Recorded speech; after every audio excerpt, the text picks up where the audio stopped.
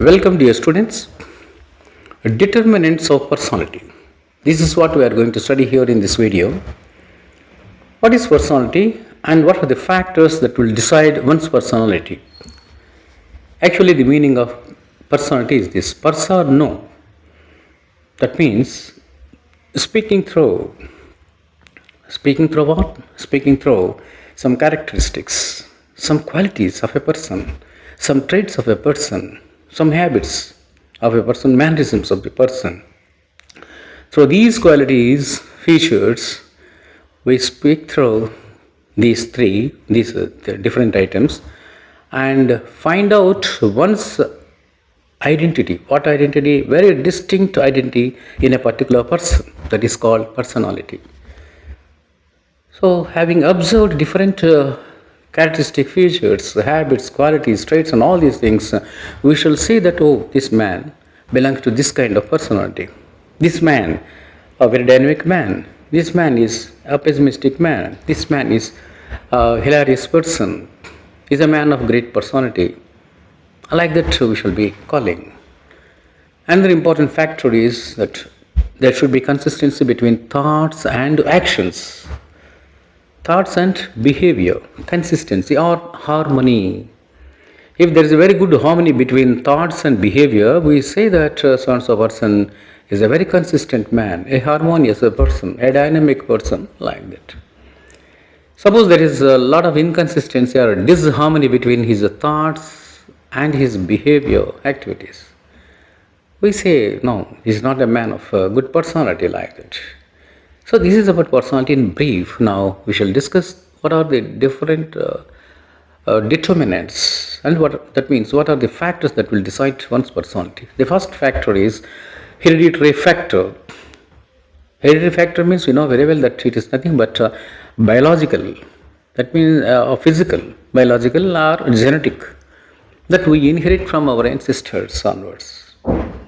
So their qualities, these qualities will have influence on our body. But one thing here, according to my observation, these hereditary factors, means biological, genetic and all that, may be in respect of in respect of some physical habits, but generally in respect of one's personality. That means that depends upon the way of thinking, the maturity, the level of education, the level of intellectual maturity, spiritual maturity, and his experience. We can't say like. Depending upon that, we can fix, not completely hereditary. But psychologists will say, no, heredity is a very important factor. We have to accept it, of course. The next one is environmental factors. And what are the environmental factors? Environment means your surrounding, your neighbors, your friends, and your classmates, where you are studying, in which institution you have been studying, and what kind of people they are. They belong to they are a very good gentlemen, or with bad temperaments, bad habits, or deviants in the society, deviants in life. So accordingly, means depending upon the environment in which you live, that means you are including your family background, your parental background, family members' background, and the society in which you live, the environment in which you live. That will also fix or determine your personality. That means the environmental factor will have a lot of impact on the formation of one's personality. And the third factor is a situational factor. Situation means the circumstances. Man is made of circumstances. Psychologists will say one thing unanimously, that is, man is made of environment and also man is made of circumstances. Suppose your circumstances are positive, you will have a positive dimension, positive personality. If the circumstances are quite adverse, you have a negative personality. Suppose you are placed in some stress, some troublesome situations, adverse situations, continuously for a long time, and you are unable to cope up. That means you don't have that coping mechanism. Then we say that you are a weak personality, because you don't have that coping mechanism. See, when you are placed in this hustle and bustle of life, different queer situations in life, you must be able to cope up with your a good personality, dynamic personality. So there, EQ, not this IQ, intelligent, not intelligent quotient, your EQ, that is emotional quotient. This emotional quotient will play a very, very key role in balancing your emotions. So the mood of the person and the emotional state of the person when he is placed some hustle and bustle, that means some troublesome situations in life, these will formulate one's personality. It's quite natural, of course.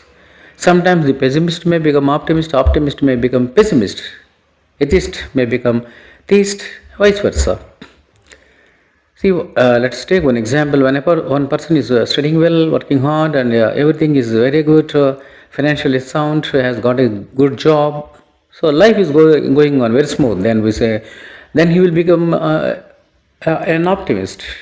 The same person, after in course of time, not after 4 or 5 years or 6 years, after some time in his life, suppose the situations are very adverse, everything negative, whatever he touches, something nonsense, something destruction, and it goes on for years together, then the same optimist may turn to be pessimist. We can't say. And for example, let's take another example. A priest is working in some temple. Suppose he is flowing with money, with good income, and he is meeting all the requirements of his family, requirements of the marriage of the daughters, children, their education, their health requirement, everything. Suppose he is meeting very happily. He is no doubt atheist as he is earlier, and still more, even in the future. And gradually he will become still more optimist, theist also. Suppose the same theist, a priest in the temple, he has been facing, suppose he is working in a very small temple, the income is not adequate, he is not able to meet the requirement of all his family members in different aspects, lot of property, and he may turn to be atheist also in the course of time because of the adverse situations which he has been facing. When he is facing the music in his life for continuously for long time, in the years to come also, then the same theist may turn to be an atheist. So it all depends upon these situations, these circumstances that a man is facing in life. And the next one is cultural factors. And what are the cultural factors? Cultural factors, every country, see, the psychologists, the philosophers, and all thinkers will say that cultural heritage is the richest, the real richness, a treasure to every country for that matter. Cultural, we have been blessed with the wonderful cultural ethos, values in our country particularly. See, even in North, even today, when elders have come, or any uncle, auntie, or teachers, any elders for that matter, any relatives, when the elders come, generally we are touching their feet and namaste. We wish them very obediently, and they will be blessing, turn.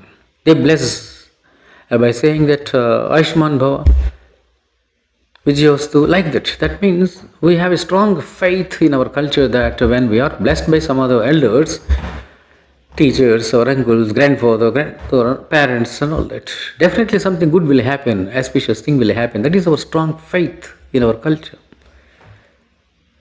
See, when elders are standing, we will not generally sit on the chairs. Only when they sit, we have to sit. We have to take our seats. But of course, situation is different nowadays. It's a different thing.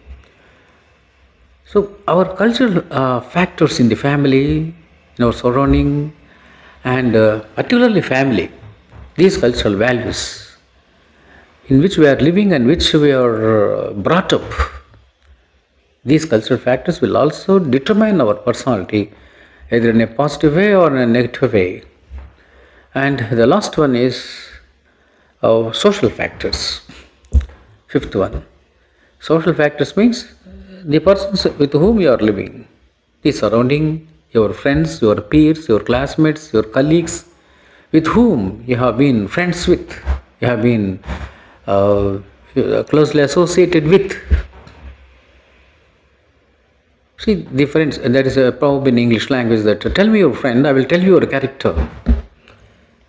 That means if your friend or your company, group of friends are very good, cultured, gentle, blessed with very good character, good habits and all that, we can make an assessment about your personality that you are also good, gentle, cultured.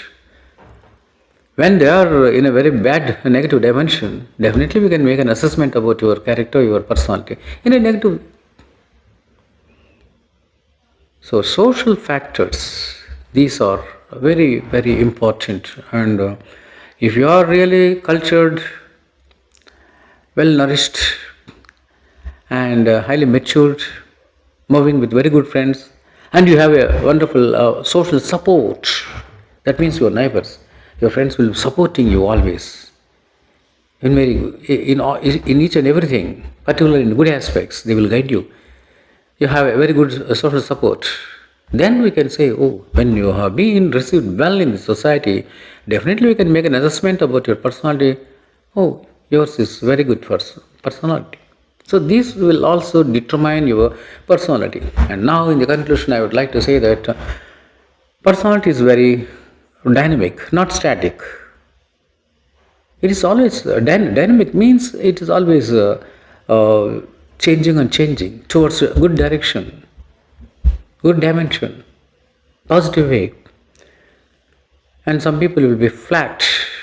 In literature, the novelist will say flat character and round character. Flat character means always the person will be as he was before, sometime black, some 5 years back, 10 years back, how he was, in the same way, without any transformation, without any development, without any maturity in his personality. That is called flat character. Whereas some people will be round characters. That means always they will be undergoing some positive change, maturity, high thinking, good thoughts, good habits, and all that. So round character. So personal, that is called metamorphosis in personality. Metamorphosis means some good transformation. So the concluding point is personality should be dynamic and there should be metamorphosis, means positive transformation in one's personality. Thank you very much.